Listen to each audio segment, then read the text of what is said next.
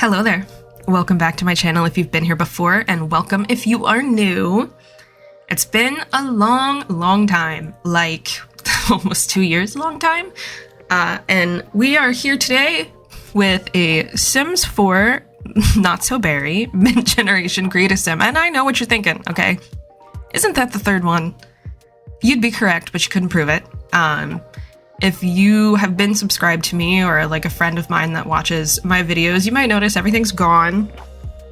And my YouTube is not the only place that everything is gone. I, after a long time, decided to delete everything from my Sims 4 game. I deleted all of my saves, even my personal ones. I deleted all my custom content and restarted. I deleted all my tray files. I just deleted everything. I needed to move on, I think.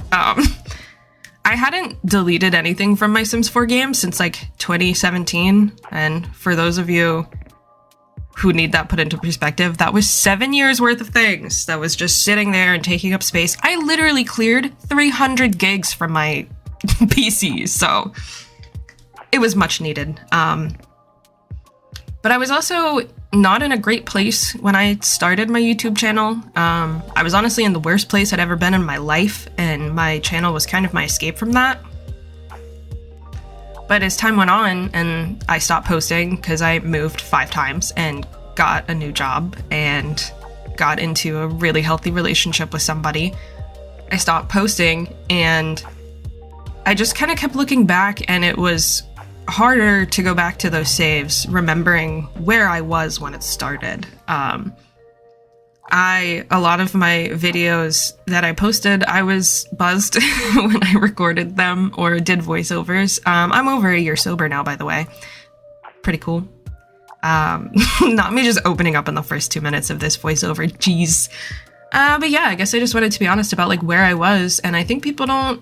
Well, no, I guess we live in a world now where people talk about mental health more, but, you know, I think it's always important to bring it up. It's easy to pretend that you're fine, but going back to those saves just kind of reminded me that at that time I wasn't. So I just cleared everything and I'm starting over. I'm not promising consistency. I'm very, very busy now, but I've missed YouTube a lot, you know? Like, that was the happiest that I was at that time, and it still makes me really happy, and I played The Sims a lot in my own personal time, and I like made family trees and stuff, but it just wasn't the same, and like, I missed recording. And I don't know if anyone else has experienced this, but it's like the longer you're away, the harder it is to come back. And not because I didn't want to, it just felt weird, you know? Like how could I come back after 2 years and pick it up like right from where I left off? How do you do that? So it just becomes really hard, and I've been wanting to come back for months, but it just became this like really daunting thing that I didn't know how to do. So inevitably I just like sucked it up, and I was like, you know what? I miss doing this and I want to do it again. So here I am. This is Mitzi Thornberry. I heard the name Mitzi recently and I was like, this is it. This is going to be her name. She has the traits vegetarian, jealous, materialistic, insider, and erratic. I use mods that give me 5 traits for my young adult and on Sims, so I felt like Insider and Erratic kind of fit the bill. I want her to be like a kooky scientist, you know, like she's a little wacky. Yeah, I'm done talking about myself. We're talking about my Sim now, okay? This is about her. This is her story. But yeah, I wanted her to be kind of like a wacky, mad scientist, but also an insider, because I want her, for anybody that did see my old videos before I deleted it, my old Mint was kind of like a little bit of a party animal in the beginning before her life became really chaotic. And I kind of want to like give a nod to that, because I feel like this generation, you know, would be really, really sociable. And part of her description is that she does silly pranks and outings with her closest friends. And so I felt like Insider was a really good trait for that. I'm going to have her start a club, I think. I don't have too much planned for her. Kind of want the Sim to tell me what I'm going to do. That's how I like to play the game. And there's been so many updates since I last posted that it really adds to storytelling, so I'm really excited. I don't know if y'all saw in the beginning, I wanted to give her a cleft chin, but I couldn't remember what slider I had downloaded for that, and I couldn't remember how to make it work. So it's really sped up, so you can't really tell, but I had to like open my documents and like open my internet and figure out which one it was and how to make it work, and I did it. Yeah, and then I took 10 years to pick a hair. There's not, I don't know, like mint, for some reason, it's one of my favorite colors in the whole world, but in The Sims, I have such a hard time applying it to Sims. I don't know. I struggle, I fight for my life, but we've done it. I end up picking a hair that I think looks so cute on her. What else did I do? She's a little tan, cleft chin. I gave her freckles and hazel eyes. I thought hazel was cute because it like nods to the mint and the greenish aspect, but isn't like totally mint. I didn't want it to be too much mint, so I mixed up with other colors. Yeah.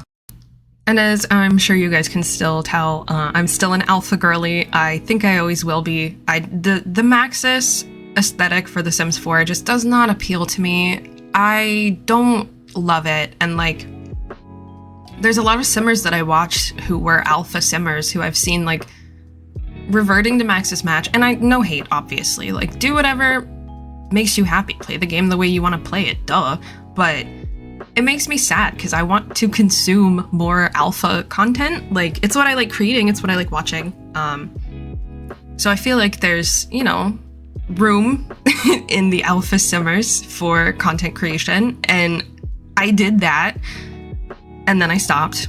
We've been over this, but yeah, so I still love alpha custom content, and my style, I think, has definitely changed a lot, which is also part of wanting to start over. Like, when you look back at Sims that aren't your style anymore, I don't know. For me, it becomes kind of hard to play with them because I'm like, I don't want to look at you. Sorry, girl. But no. So, and like, a big part of the reason that I stopped the last mint generation is because when the Rose gen aged up, I could not give them a makeover that made me happy. I cannot tell you how many times I went in to create a sim and tried for hours and left and tried and left. And I did this for months, and it would just make me leave the save and not touch it. Because my style had just changed so much, and I couldn't, I don't know. I couldn't, I wasn't feeling it, you know?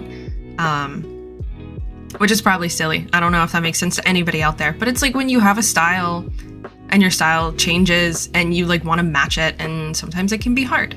Yeah. Anyway.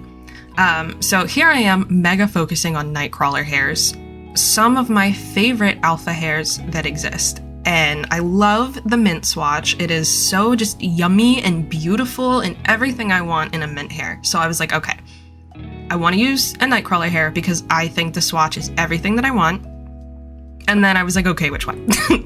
And I go back and forth and I'm looking, and I end up settling on this really cute like updo with some strands that are down, and I changed some of her hairs. Like I give her this ponytail for a couple outfits, but I ended up just liking the bun. I felt like it fit with the scientist, you know? She's busy, she's working. Her hair needs to be out of her face for the most part, except for the cute little strandies, because I'm a millennial and I think that hair strands always have a place in the front of your hair.